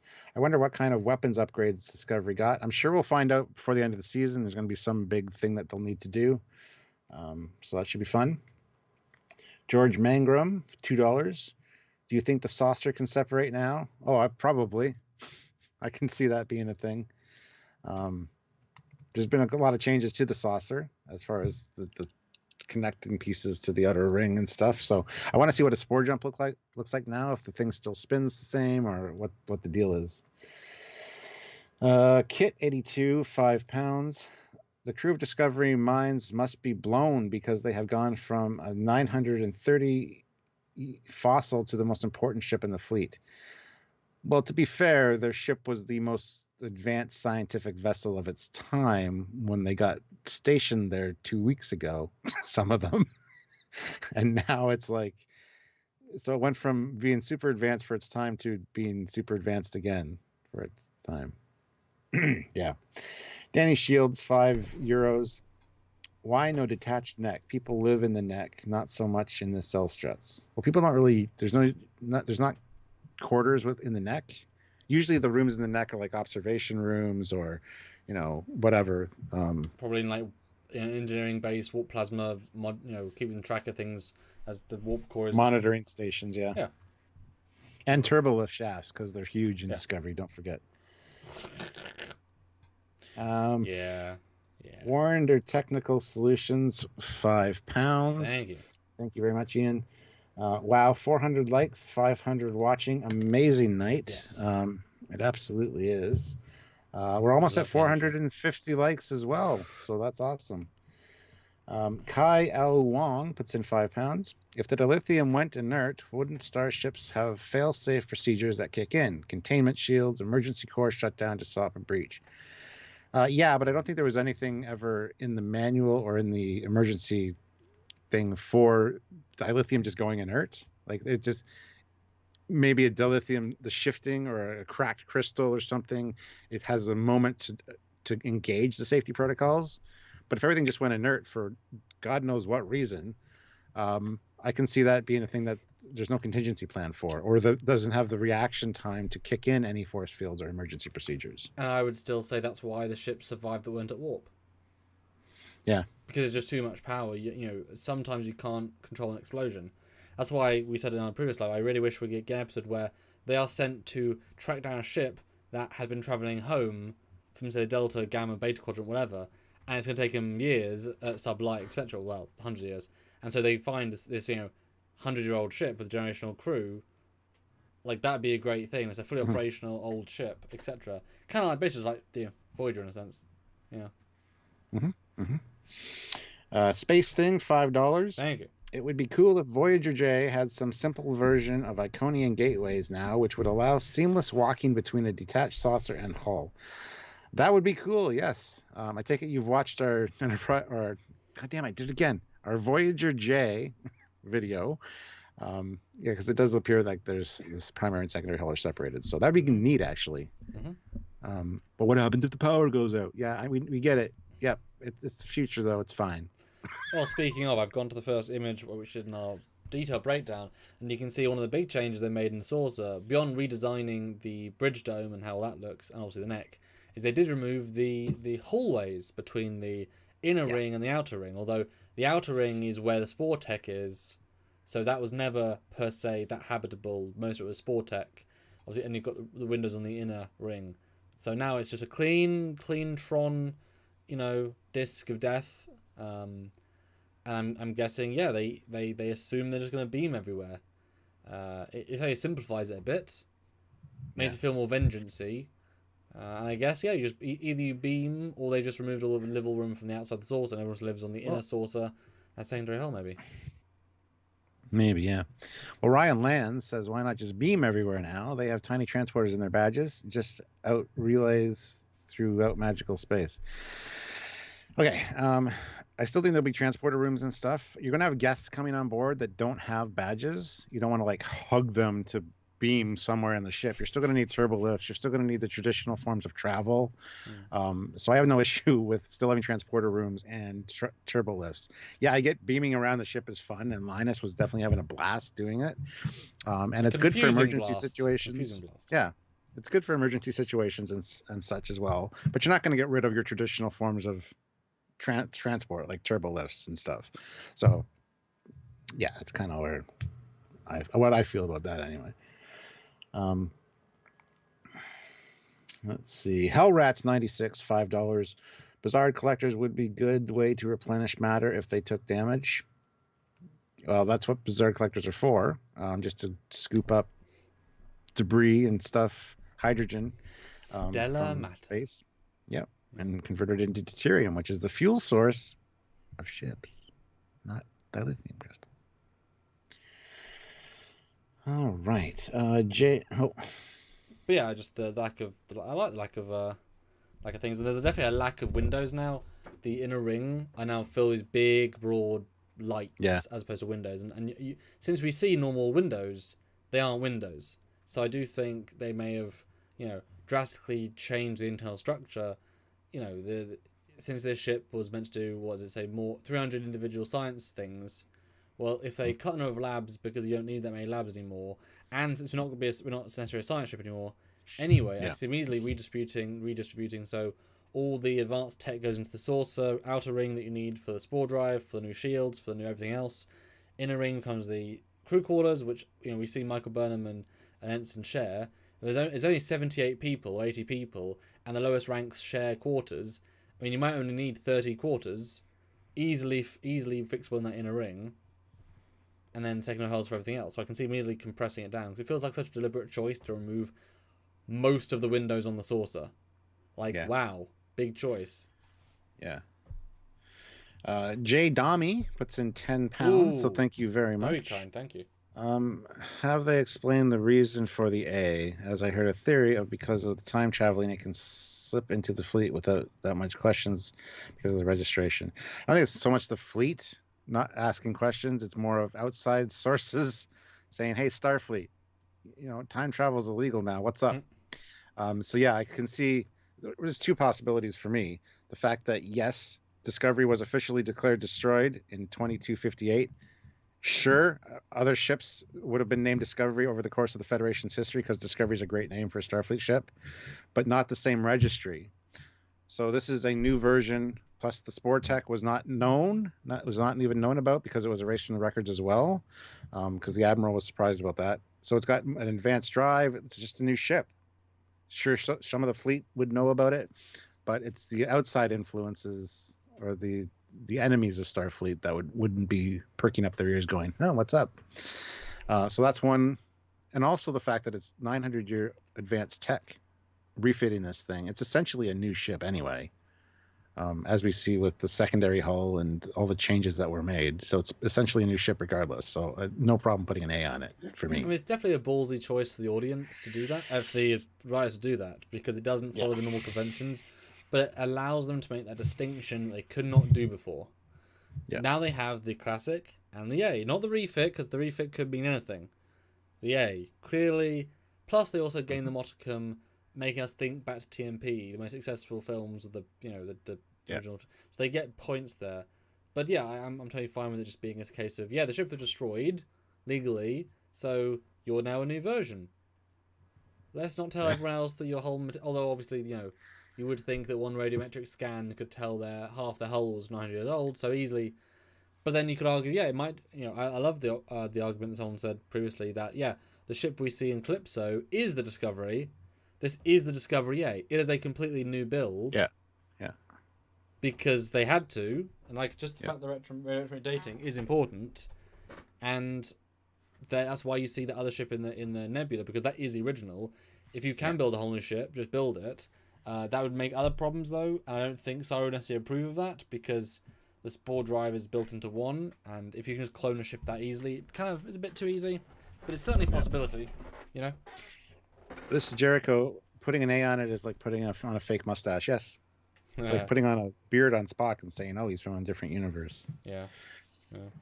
Let's see. Aeon puts in $5. Thank you. Positive for detached nacelles is that they really would have to come in handy in a battle situation like the one in Star Trek Beyond. Well, they didn't detach the nacelles on purpose there. They're like, "Go to warp." "I cannot, sir." "Why?" "The nacelles. They're floating away." But yes. And I do think we are going to see them connected and deconnected at different times. I think whenever they Spore drive, they'll be reconnected. Whenever they're going to warp, it'll be disconnected. I think that's a simple function thing, which is fine. And if you watch our saucer separation videos, parts 1 and 2, it was in the original TOS Bible that the nacelles could actually be detached from the ship as well in emergency situations. It was never used or mentioned, but it was something that was there as a thing. And then you get other ships like in FASA, like the Belknap, which are attached the stretcher at the bottom of the hull, of the secondary hull, and they actually say on the blueprints they have explosive bolts. So should they need to detach in an emergency, they can just blow the bolts and they drift away. So yeah, absolutely. If you haven't checked out our back catalog of really cool stuff, go check it out. If there's a ship you're interested in, type in Trekyards and that ship name, and you'll see if we did a video on it. We've done a lot of ships. We've done a lot of ships. I love our numbers, our viewers, our likes, and the super chat thing. They're all like in harmony. It's really nice. It's good. Let's see. Mark Lawrence, our Federation president, with $5. 1, refit. 2, original promo version. 3, discovery we actually got. Yes, there are 3. We have actually, going back and watching our videos on the Discovery Alpha, as we called it, were pretty fun because it was a cool design, I thought. A lot of people hated it, but each their own. The fact that it was rushed out and therefore not finished gave us a hope they could fix it because they could just improve it. Yeah. Other stuff happened, but yeah. Let's see. Danny Shields, €5. Does the concept of multiple warp cores mean Geordi would have to transport multiple times to roll under doors during a 32nd century hull breach? Yes, maybe. I don't know. Cool visual. Kai L. Wong, £5. Couldn't look for an Iconian gateway and reverse engineer it. Couldn't they? I mean, I'm sure they could. I'm sure they probably have. It's a different kind of technology. I mean, it feels like they've sort of stayed away from Iconian stuff, which is fine, which is fair. Yeah, it's a big old. Once you go into the legacy overpowered race, it's kind of like, do it right or don't. And they did time travel poorly in season 2, so let's not let them do that. I'm fine with them not doing that. Me, no other, says, when is Commander Cockians going to make a 3D comparison of Discovery Season 3 ships? When we see more views, but I'm not in a rush with this one. Like, it's so different that, you know what I mean? I will wait, I think, till the end of the season, have something built that's close, because also we can compare them, but if it's not close enough, there's sort of no point, and see what we can do. But yeah, I definitely want to, and then, as someone said, we could compare the alpha as well, obviously, at least our version of the alpha, kind of see how they all look. Yeah. Kai L. Wong puts in £5 again. Why is Star Trek tech no more advanced in 1,000 years than Star Wars tech? Looks like it never improves and clunky.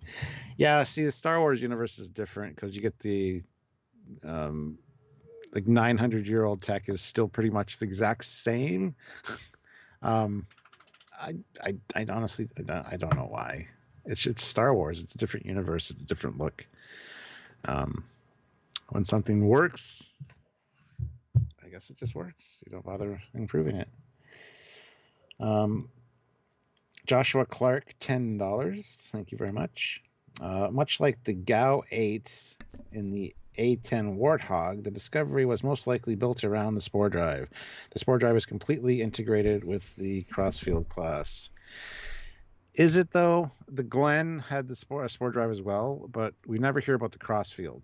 I think the Crossfield might have just been the test platform for the superstructure, but it was still called the Crossfield, so it is the Crossfield class still. But I don't think there was a Spore drive necessarily in. Well, there wasn't. They explicitly said these are the only 2 ships with Spore drives. So there might have been a mock-up version, like just the technology, like not the actual technology, but like what the technology would need to sit in. Yes, would be put in there. Yeah, because you still need to prove the ship can fly. Yeah, like the Excelsior, the ship wasn't designed around the drive, but they were kind of designed together, and then you could remove one and the ship was still really good.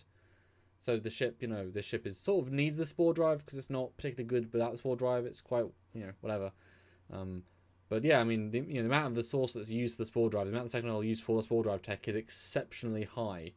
That's why it's got such a small crew for such a large ship, because most of the stuff, most internal volume is Spore drive tech, which makes sense. This is a thing that can travel anywhere in the galaxy or universe or time. It should be big tech. So I wonder if they've miniaturized it with the Discovery A. Hopefully not, though, because they don't necessarily know all of it. A Corner of the Moon throws in $5. Is the Borg a thing in the 31st century? I haven't watched all of season 3 episodes, and will Discovery and Voyager engage them? They're probably not a thing because no one's mentioned them. They're not around, so I think they probably got defeated or fizzled out at some point. So no, they're not going to engage them. Yeah, I mean, the Borg are a thing. I think we'll maybe finish the season, prove you can finish an entire arc, and then give us. We'll I think see. they're going to be a line of dialogue about the Borg, and that's it. But they're doing well so far. They're slowly building stuff in them. We know next week we'll at least get Vulcans, so lots of possible there. Rel says Trekyards, they did give a reason for the spinning saucer: excess energy cavitation. Yes, we know that. Yes, which is why this one shouldn't spin, because they've got past that. They haven't worked out how to expel energy in 900 years, then they just want to spin because fuck the fans. Shouldn't spin, shouldn't spin. And in the way it's built, it looks like it doesn't spin. The way it's less space. Yeah, I want to see a Spore jump next episode. Just the whole. I mean, you said the whole hull should energize differently, lightning, and then just goes. Yeah. Simpler, cleaner. Which actually, less time for the CGI artists. They can actually save themselves time and money by making it simpler, which is obviously going to happen because it's more advanced. David Bessig, $5. Hey, David. Hey, David. Do we need what the average? Do we know? Do we know what the average speed is? The 31st century ships are. Are we at warp 28 now? It's never been mentioned, and like we just talked about earlier in this one, there's probably a new warp scale. But no, it hasn't been mentioned, and we don't know the top speeds. You assume the top speeds aren't very much because there's no high warp by the sounds of things. And then everybody's freaking out about what about other forms of FTL like slipstream, and I don't know. You know as much as we do as far as that goes. They've told us, Book mentioned a few and different power sources for them that were very rare as well. So we have the tech, we just can't fuel it. Yeah. Tech's been around for 500 years. Doesn't mean we have any. Yeah. Olivia Julius, $2. Stuart said he misses me on these lives. I'm here. Hello, Olivia. Yeah, I was going to cry a little bit because you weren't going to be here, but thank you. Oh. And Forrest Pfeiffer, should warp 10 is infinite speed. It is unless you redefine it. They only defined it as infinite speed in TNG warp scale. Before that, it wasn't infinite speed. That's how Kirk got the Enterprise up to warp 23 by aliens. So it only became a thing when it became a thing. I mean, speed is relative. As we know, warp 9.9 is a lot slower than warp 9.99 because they just kept adding numbers. If they recalculate the scale and just re-metric it, or every... That's fine. I mean, it could be fun. Joshua Clark, $5. Oh, hey. Commander Calkins. Ooh. The saucer is shaped like an LP. It should spin. LOL. Like a record. Yeah. Right. I mean, you can spin it right round, baby. But please don't spin right round. But speaking of spinning, is the designer of Matt Jeffries spinning his grave that then now the ship has holes in the nacelle pylons? Boy, I really had to stretch for that one. But yeah. Cutouts in the pylons. How do we feel? How does the audience feel about these new negative space? Because it's an unnecessary addition, but it is a distinct addition. What do you all think? You're asking me as well? I am. I mean, you're Stuart of Trekyards. I gotta ask you. It's more for a visual thing at this point, I think. Plus, they're going to explain it away, if they ever do with the technical manual, that it's part of the new detached nacelle configuration. It's just a thing that needs to be there.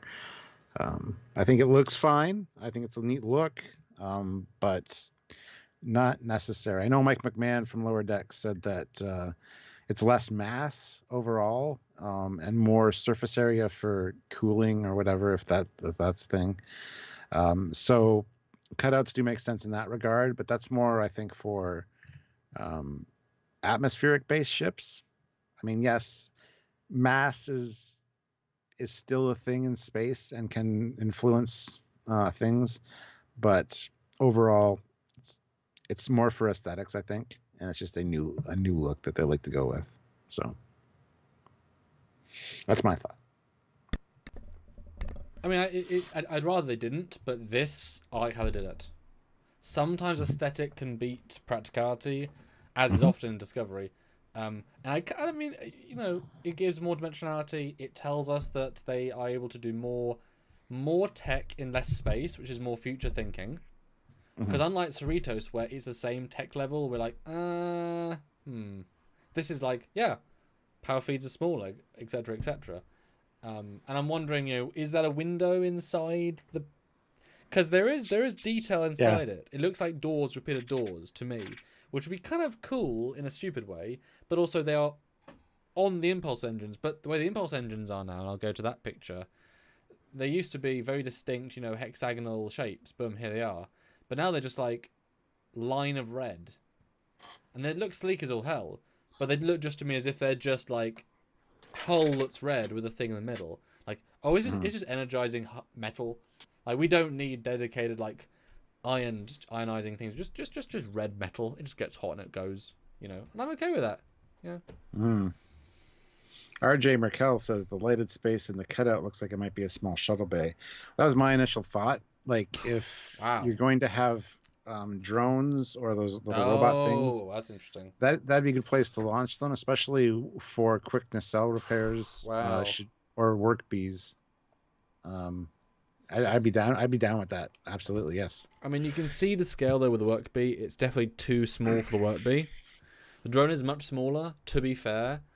I like that, but we've seen how the doors are on the main hull, and they are like distinct circles that open. So, so that's cool. Maybe they're open just because they're busy repairing things. I mean, they have got lots of. They've got all the open space of the turbolift roller coasters. So, I mean, they could put hundreds of these things in, for sure. But Stuart, let's talk about Calypso. I have some images. I'll go through them first. Obviously, you'll catch up with them on the stream, and then we'll jump back. Now, I have pre-enhanced them because, if you recall, guys, Calypso is between season 1 and season 2 short. So this was during their incredibly dark lighting of ships before they got better in season 2. And so these shots are incredibly dark to the point where you really can't appreciate anything that's happening. And like I said, I've brightened them for effect. I mean, look at the shot of the nacelles. You can barely see anything. You know what it is, but it's an awfully lit shot. It's absolutely like grade school, we don't like our ship sort of shot. So I've brightened them. But the first shot, we do see when Calypso, the man, craft, he comes aboard. They fire tractor beams out of the phaser emitters, which in itself isn't necessarily correct, but whatever. Still better than Discovery using this low sense planetary dome. But you can easily see that, yes, it is the original Discovery with its bright copper, weird-looking LCARs. I'm actually thinking now, looking at this, they look dirty. I think they changed the texture, because that is not how the main ship looks in the rest of the show. You tell me what you think when you get there. But this looks... And I never noticed because, obviously, this was a while ago, and we initially made pictures back then. So, but I think they've absolutely changed the texturing for this to make it look more distinct. There you go. What do you guys think? Because it's kind of like, it's grubby. It's grubby. What are we saying is grubby? So the Aztecing on the ship, to me, it's not that clean constructed hull. And even there's grey plates on the main inner ring, which are definitely not grey, and they got grubby. So I think that's because it's been sitting in a nebula for 1,000 years. Yeah. It's just dirt or accumulation of something. I never noticed that. I mean, did you notice that first time around? Oh, I don't think so. No. Yeah. No. So I'm just giving credit for it looks a little bit different. Gotcha. Let's see. Joshua Clark, $5. Commander Calkins, the saucer is shaped like an... Oh, I read that one already. Never mind. Olivia Julius, $5. Now I gotta go. I've drove 600 miles today, and McDonald's is calling my name, and I need food more than Trekyards. What? Priorities. Goddamn. Trekyards first. Hellrats 96, $5. Random, considering the Doctor from Voyager, do you find it a bit underwhelming where current AI programs were in the 32nd century? I am. Yes. I think they're that way deliberately, though, as a way to avoid them becoming sentient, perhaps. Might have had an issue with... Well, we did have an issue with synths at one point in Picard.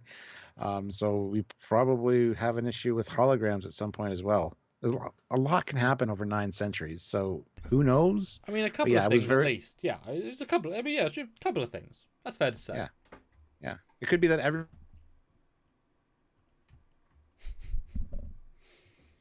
don't know if you guys heard that, but nope. I said it could be that everybody's holographic, even Vance, and we don't know it. Just everybody's holographic now. It's just a thing. Yeah. Humans are not a thing anymore. So anyway, we do see the ship. It's totally fine. It looks normal. The ship in the nebula again. I mean, clearly totally unchanged. Even the shuttle bay is unchanged. You can see the nacelles from the outside. I mean, yeah, where do you think this is going then? We'll talk about that now then, because it's clearly the original Discovery. What is your what? Well, I mean, I've heard this continuously. The reaction to this. Oh, continuity break. Oh, it doesn't make sense. What is your at least reaction to that whole thing? Because we try and be more measured. The fact that they've refitted the ship now, and the one in Calypso is the old one. Yeah. Well, yeah. I'm disappointed because, like I said, I had ideas for how they could do that and make it work.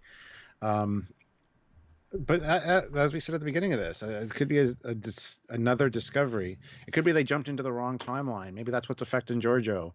It could be that they need to get another copy of Discovery from another timeline, and the only way to bring it to their modern time is to go back in time, park it in a nebula for 1,000 years, and then go pick it up with the new Discovery. I don't know why they would need to do that necessarily, but I'm sure it has something to do with the sphere data, and who knows? I mean, there's always possibilities in Star Trek and sci-fi. Is it something to do with tachyons? It's always something to do with tachyons. No, chronotons in this case. You're talking about time travel. Did you get it? Yes. What was I doing? Tachyons. No. I don't know. What are you... I was referencing temporal anomaly. It's always something to do with tachyons. Oh, gotcha. Because tachyons are time travel too. They're just the other side of tachyons. Chronotons are different. Anywho. Yes. I didn't get that initially. No, sorry. That's fine. You've only seen it probably twice. It's okay. I think I've seen it 4 times. Oh, if you haven't seen Temporal Anomaly, go watch it. It's great. It's all right. It's all right. Oh. Sad. Squadra course, $2. Thank you. Did they ever say how the ships are cooled? Like, what do you mean specifically? Like that's why the warp grills are called chiller grills, I would assume, to vent off the heat from the warp plasma. I don't know if that's what you mean specifically, but there you go. M.A. Bakari puts in $10. Wow, thank you. Eagle Moss would probably need to have transparent or translucence between the nacelles and primary hull to create the floaty effect. Absolutely, yeah. I mean, they do it with their stands all the time, so... I mean, my hope is that they do a version... I mean, if it's their XL, it'll be like $60. That's not a cheap model. Come on. It is mass-produced. They're always making a profit. And they're going to, I think, sell more of this than the original Discovery. They should have it so that the nacelles pop in, and then there's plastic in the box that you can pop between the two pieces to make them pushed out or not. Stronger together, stronger not. I mean, they have to. Just because otherwise you don't want to break the hero model of your new show, etc., etc. So I think that'll be how they'll do it, or at least they should. For me, that's how they should do it. Make it sensible. Wonder if the writers went, Eagle Moss, hey Ben, how's it going? Can you think you can do detached nacelles? Because we don't want to make this ship have detached nacelles if you can't sell. Oh, you can? Okay, cool. Thanks. Or just say, screw it. It's got detached nacelles, and Eagle Moss is like, we can work with that. Yep, that's probably more what happened. Or even go one step further. Ben Robertson, head of the Hero Collector Eagle Moss stuff, he's in a meeting with CBS, and they're like, right, Ben. He's like, oh, okay, great. John says, what are we going to do? Okay, we've got some ships to show you for next year. Excellent, show me. But just so you know, we're doing one new thing, and hopefully you can do it. Oh, what is it? Well, we want the nacelles and some secondary hulls to not actually touch the other part of the ship. Okay. Probably. That's a one-off. We can sell them as separate things. You can buy Discovery, but you have to buy the nacelle separately. But you have multiple interchangeable nacelles, yeah. But that's only a one-off ship, right? John says. Oh no, that's every ship. Every ship? Oh yeah, we've got 15 ships here to do that for. See this Discovery XL? You know what we're going to do with the new one? Snap, snap. Yeah. Yeah. And just break it in front of it. Yeah. But that'd be funny though, isn't it? It's like I've got one here. Will anybody pay me to snap the nacelles off this? Oh, and the things in the primary saucer. Yeah, because you could refit it right now. You could destroy parts. I could cut them with my little snippers, which I use for modeling. So. Ooh. I could. Let's see what would be worth it. $100 super chat, and I'll modify this right now to be a refit. Oh god, I don't want to do that though. That sounds too harsh. It have to be like a $250 though. It have to be like an entire live's worth. Oh no. Not most, a lot of the Eagle Moss I've gotten have had detached nacelles when I get them anyway. I have to fix them, so yeah, I'll just snip all those off. I don't know how that'll. Well, it could still attach at the back. Yeah, it would still be attached. And I could snap these off and then repaint it. But Stuart, you'd also have to, and see if if it feels right. You'd also have to destroy the door and the shuttle bay to make it truly accurate. Could you break they do that? have closed. Yeah. Is that I'd have hollow? to Do you paint think, it. or is that It's not. okay? I don't think so. Listen, Jericho, with 2 Glens, you cheeky bugger. Those are limited. Really? Cheeky bugger. Damn. Greedy. Greedy. Okay, let's see. So my thoughts on the Calypso, while we get some more super chats, guys. I was starting to roll into the last portion, guys. I'd love to hear some sort of final reactions, last thoughts, last whole conversation. If we missed anything, like I said earlier, jump back in with comments, thoughts, or whatever. But yeah, my thoughts on Calypso. Trekyards check PayPal. Oh Jesus! Excellent. Did somebody PayPal us $100? So for me, this isn't a continuity. Well, maybe this isn't a continuity issue as much as think about it like this: in Star Trek Relics, TNG Relics, Scotty says, "Did Kirk come and save me?"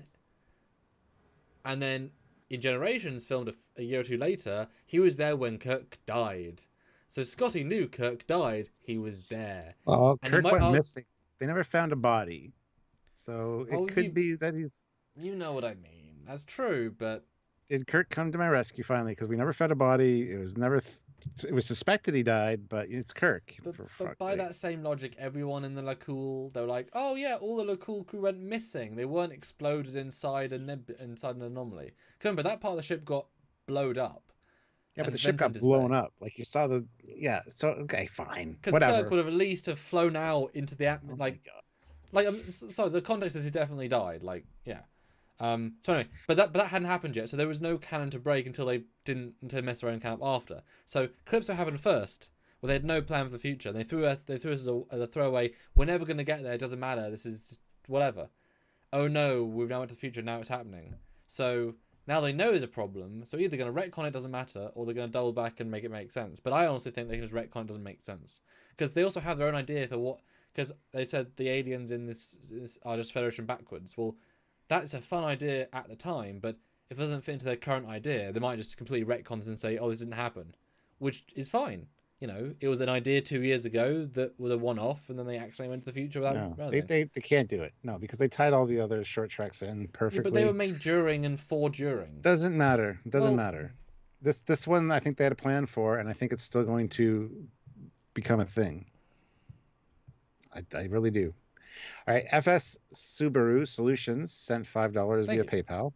It says paying for 300 likes. While I have been here the whole live, I do like what I am seeing for the Discovery refit. Still not sold on the reason for the A suffix, but I can see how it makes sense. Can't wait to see a Spore jump with those detached nacelles. Let's see what the rest of the season holds. Live long and prosper, Fleetpaw. Good to see you, Fleetpaw. I'm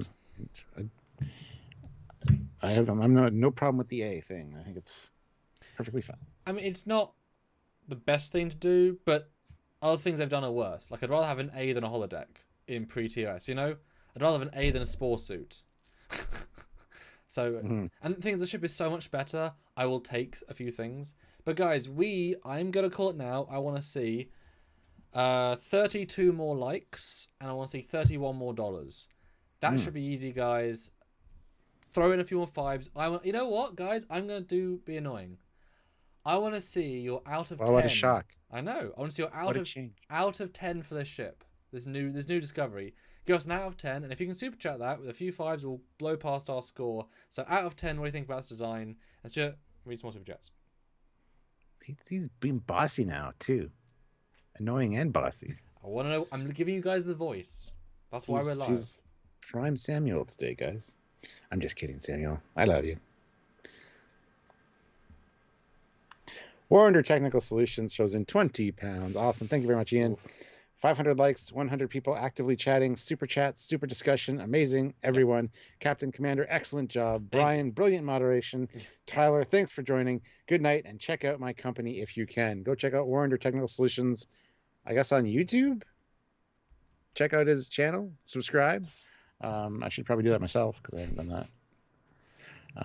Yeah, wonderful team. You guys are moderating the shit out of this. Yes.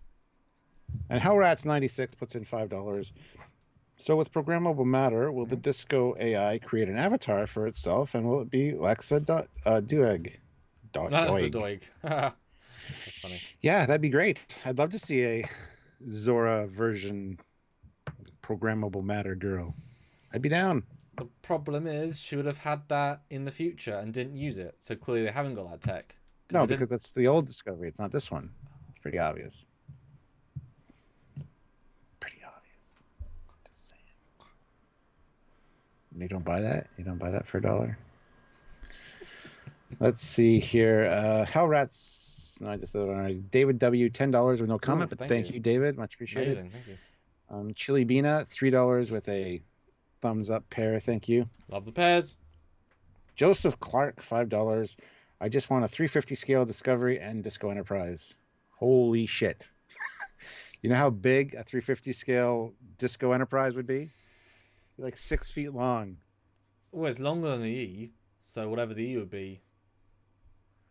Yeah. That. Well, I think the E, actually, I think the Enterprise D at 350 would be 6 feet. So you're looking at 14 feet, something like that. That's ridiculous. Damn. And at that scale though, that shuttle bay, you have a lot of detail on that shuttle bay.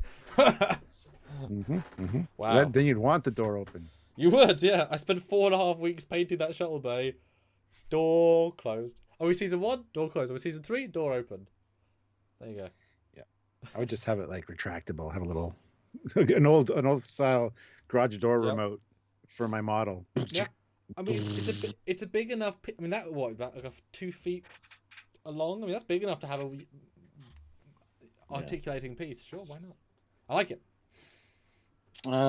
Kit 82, 2 pounds. Disco AI chatting up other ships, laughing my ass off. And why isn't anybody talking to me? I talk to these ships and they don't talk back. Pricks. Be my friends, guys. It's like what? Oh. Quadric course, $5. Thank you. Stuart said cutouts, maybe more surfaces for cooling. Ships generate heat, core reactors, EPS, etc. Is there a canon explanation for cooling? Not specifically, except chiller grills. But when we talked to Mike McMahon, the creator of Lower Decks, about the cutouts and the Cerritos struts, he said the same thing. More surface area. Less the cutouts. Area. Yeah. It was actually more surface area because there's all the cutout parts. Oh, well, I guess less surface area, but less volume. More surface area, less volume.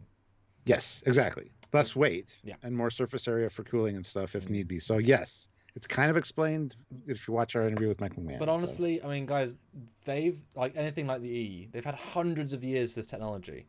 I don't think heat's going to be a problem except in like the warp core and the warp coils, and they're going to have stuff to deal with it. Like the source is not going to be hot, you know. I think too. All the nacelle struts have had cooling. Like I think these are coolers. On the refit, there's a line along there as well. There's always like stuff like that. Plus these inner parts here are called chiller grills, and that's where the warp coils are. That's where like the hot warp plasma is going through. So makes sense that those are heat dissipators. I'm sure those black square pieces at the back as well. Yeah, these ones here. Yep, on the inside and outside. Plus these I think are called intercoolers. So technical fancy stuff. Shannon Nash, $5. I see Calypso as control future. Now that they have changed the future, Calypso either may not happen or happen differently.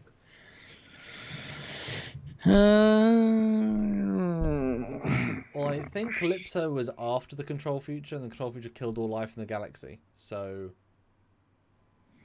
didn't though, because Crafton was fighting the colony was fighting. That's what I mean. It can't be the control future because that control called everything in the galaxy, so it can't be the same. Yeah. I think it was after. I don't think I have an exact answer, but I think it was It was implied to be post 3000s. But like I say, they didn't. For me, I don't think they had a plan going in. That was just a let's have a fun thing because the future. Because thinking about it, they don't know they're going to get every season. So if they make a short and don't get a season 3 and never address it, it's just a fun like side thing. You know, it's like an Iconian. It's like all the Guardian Forever. This cool thing that's never going to be talked about again. The chances of it being a one-off right now look pretty good, but I really hope they find a way to work it in, and that makes sense. No, now they've got to, because the way they've done it, and the AI is their way of doing it. They've wrote themselves into it, which is what they should be doing, but it wasn't planned that way. But they had enough fun things in the idea, but they've given Zora too much straight away in life, etc. I'd say no, because it clearly is not a Terran ship. Mm-hmm. Yeah. As you know, the Terrans already had in the NX era. They already had the Terran symbols. They had all the accoutrements, and this happens 60 years after the NX era and 10 years before TOS. So no, if it was a Discovery Mirror Universe, it would look Mirror Universe. And also remember, they made a Discovery look Mirror Universe in their episode, so we know exactly how it should look. Well, that's very true. I forgot all about the Discovery's Mirror Universe. Yeah, that was the whole point of season 1. Because we know the Mirror Universe was. Although Thomas Foss says, any of you guys have played Star Trek Armada? Stuart, have you ever played Star Trek Armada 1 or 2 or Operation, whatever the expansion was called that was unofficial? I've played them all. I love them all. I love the Armada games. Actually, I need to see if I can get those installed on here and play those for live ones. I think it'd be fun. That'd be so fun, yeah.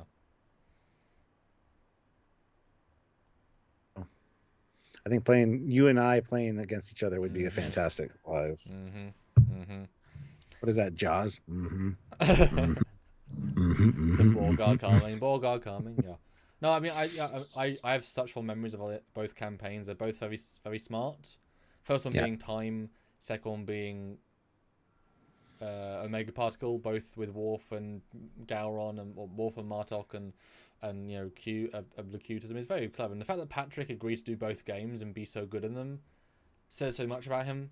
You know, like he was the head of that show, and these are not like big budget games. And I modded the shit out of those games manually, and that's before you had mod tools. So I had to, for Armada 2, I had to manually change game code on 5 files.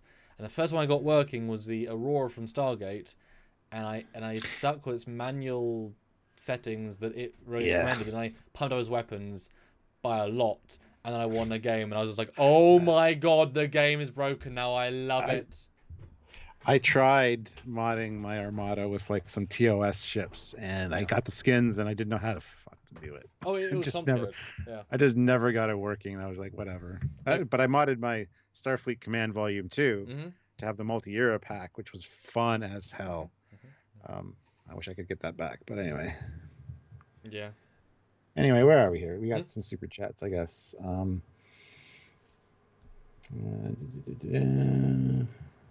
right, Rob McDermott, £5. Did you not think the ship suggesting classic movies in the previous episode was a nod towards Calypso? Yes, I did. Yep. Absolutely. Yep.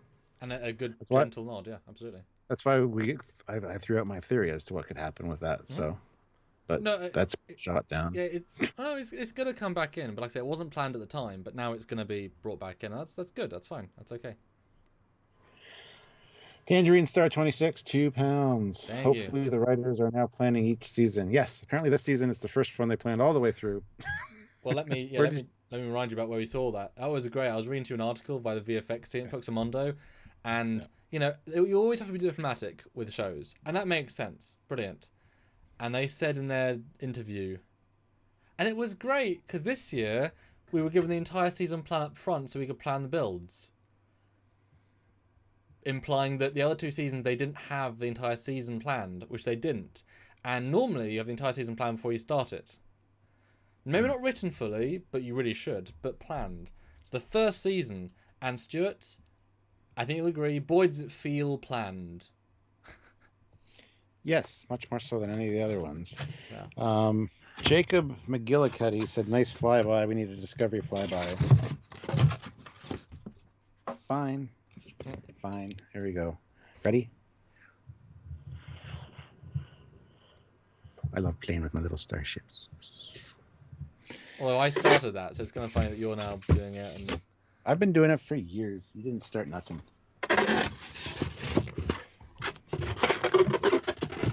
I'll be sitting at my desk here. Sorry about that. Is this loud? I'll be sitting at my desk here with a model, flying it around. It's going, I wish I could 3D model or 3D animate because that's a cool pass. And then I try to explain it to somebody and they're like, oh, what? Not you. Didn't have he's never done that with me once, which is funny. Hey, no, I've sent you some storyboards of things I'd like. What, you mean 6.5 years ago when we did them? Exactly. Which I made. I made them. It was they look better in my head. That's all I can say. Oh yeah, I mean I had storyboards on a few fan films and they have ideas, but they're never quite because it's just not always the best. Yeah. Joshua Clark, $5. The ships probably have passive cooling and space, i.e. space radiators. The ISS had them, and active cooling with a fluid that absorbs heat. Yes, because we got yelled at a few times, and we're like, this. I don't know if it was during originals where we're like, these, dissipate heat into space. Well, actually, dissipating heat into space is very difficult, even though space is technically, I forget the whole, but apparently dissipating heat into space is difficult. Anyway. We know Star Trek science, we don't know science. Yes. Let's see here. Sergeant Roadkill, £5. Hey, good to see. For our Armada, Millennium Project mod to throw Mirandas at the Borg. That'd definitely be fun though to do a Armada playthrough. Did we find a way we can both stream at the same time? I think we maybe can. Different stream keys. I don't remember. Because that'd be. We'd have to experiment with it for sure. Because I know we talked about it, I definitely want to do a Sins of Solar Empire, you versus me, both streamed at the same time so people can watch each of our live showdowns. And you could theoretically have each of us talk to each other in our lives via a Discord, and then you'd hear my over the comm in yours with your mic, and then so we could probably do that, and then you could watch which perspective. And then, because I think that would be super cool. Yeah, super cool. Tangerine Star 26. Don't be dumb. Hit the thumb. I like that one. That's good. We got to use that one more often. And help us go. Do not be dumb like those guys that took out multiple Federation starships with. Oh, okay. They're not dumb anymore, Stuart. They kick butt. But I want to see 6 more likes. That's it. And final super chat slot, because I'm content. This has been incredible. It makes the other 2 ones that kind of bombed fine. We have peaks and troughs this month. That's fine. Hey ho. You guys didn't want to see us be drunk. You want to see us talk about the Discovery A, and I'm okay with that. You know what? I'm okay with that. Yes. ISFJ 1009, $5. Thank you. Captain and Commander, what is your favorite Eagle Moss XL starship? Oh yes, I did a Google of that. Ooh, I need to look at them. Yeah. Hold on. I like the Defiant because the details are so huge. Although there is some slight flaws in it. I thought that was really nice. The paint could be better, but that's fine. The Excelsior, the Enterprise B, was extremely solid. I was quite impressed with how strong that felt. I haven't had any of the new ones because I've not been sent stuff for ages, so I don't have many. I don't remember if I have the E or not. I think I do. I think it's no. I don't think I do. But I haven't got. I like the. I'll talk about the specials because I have all. I buy the specials. The refit, the NX refit is exceptionally good. DS9 was pretty well built at the time. Franklin's actually surprisingly good. The Space Dock was really nice to see. Vija was really good. A Scimitar was nice to finally have that. I'm excited to get the Insurrection Collector. I quite like that shape, and it's finally been built in 3D by the team, and I'm quite happy to get that. It's like finish off my Sonar set. Can I answer now? And I like I haven't got a regular one yet. Planet Earth was nice.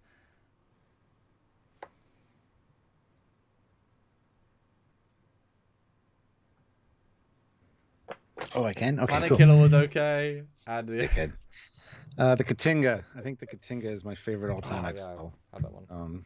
The XL Katinga is very well detailed, and as is the Vulcan shuttle or the warp sled from the motion picture. I actually said, I think in one of my reviews, can't remember which one, this is probably my favorite Eagle Moss ship. I'd go suggest watching them all. Watch them all. He's honest. Calls out the good and bad. I try to be.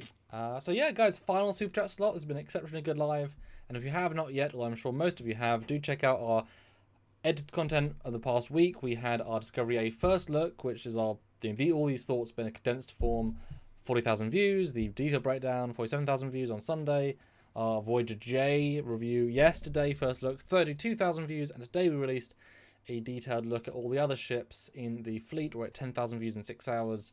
And we look at all the other ships like the Nog and the Scout and the Constitution class-esque ship.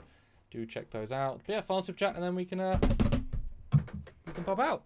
And I had fun, Stuart. This was a good chat about ships. It was a good discussion. This is exactly what Trekyards is for, and we had a blast. It was a great conversation with all you guys. You guys came out. Sorry we couldn't read the whole chat, but we were over 500 people at one point, and it was really ticking along. We had to call in some extra. Well, I had to call in some extra moderators during that just to make sure we had enough. Yes. But I always read out ones I really wanted to. You saw me. I interrupted and read out. Yeah. Chili Bina throws in $3 with a little bye-bye wavy fox. I think that's a fox. Could be a cat. Stuart, but I think what does the fox say? I should know the answer to this. I don't know. It says bye-bye. You can see it. Oh. It wasn't that. It was a very simple joke. It was a joke with. I thought you were trying to be. Anyway. I think there is an XL DS9. There is. I want to get that too. It's not that great. Isn't it quite a lot bigger though? Surely. Yes. When it comes to the stand, I know. Which the other one did not. Yes, it does. Yes, it does. The other one doesn't. Yeah. Jordan Shred, $5. Your comments about a reassembling transwarp ship idea reminded me of Stargate ships of the Ori from late Stargate SG-1. Yeah, absolutely. Still a cool concept. Very, very out of the box. Out of the box, and out of the not sphere, circle, I guess. Alexa, what does the fox say? Wah wah we do. Wah wah we do. There we go. Wah wah we wah. I got my inspiration from ISF 1009. He said, "Siri, what does fox say?" You should ask what does Borat say? See if it has anything. Alexa, what does Borat say? Here's what I found. Borat was the 6th most famous person in his native Kazakhstan. It's only natural that he has fans, haters, and everything in between. At the end of the day, he's still got one over his neighbor, who's probably the 7th most famous person in their homeland and the #1 Borat hater. Did that answer your question? Yes, beautifully. Damn. Thanks for the feedback. Oh. Well, hey now. And because it's one of the Echo shows, like I got the display. It's got the text of what she just said there too. Oh. So how much do you actually use that then? Because I feel that's such a gimmick to me. Actually, quite a bit. The one upstairs we use because we got one in pretty much every room now.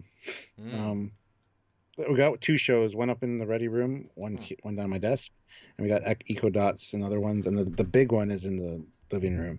We use the big one for a timer instead of the stove, so we have to put something in for 25 minutes, come sit, watch TV, and set a timer for it. We can ask how much time's left on the timer. It tells us. If we want to find out what an actor's been in, you can, ask an actor. There's a bunch of stuff. Yeah, it's used quite a bit. So, cool. Hope that answers your question. And there you go, guys. The answer to the question of the Alexa, is it worth it? Answered now on Trekyards, as I know you're waiting for that.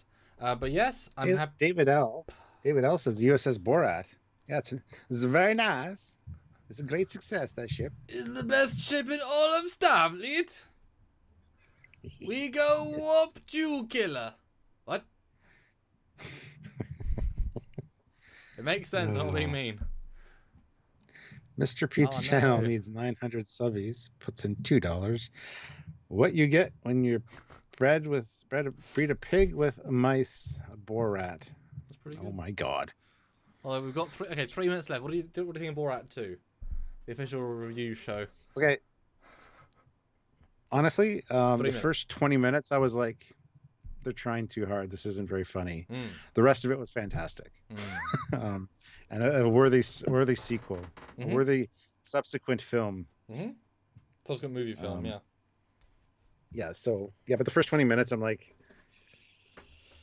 it's too much setup. They're trying way too hard. There was a few funny moments, obviously, but yeah, the first, I was like, no, it's not good. And then I just fell right into it, and it's like, it's over. Shit. It was fun. It was good. I enjoyed it. Yes.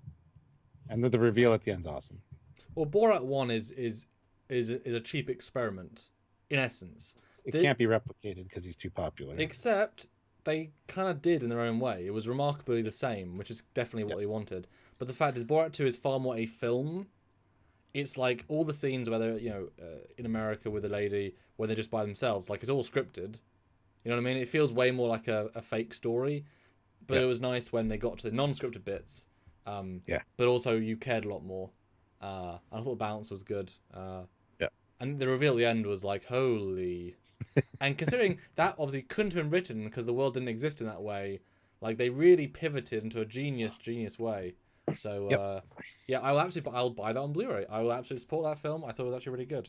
And he both looked really old, but also appropriately the same. So good for him. Yes.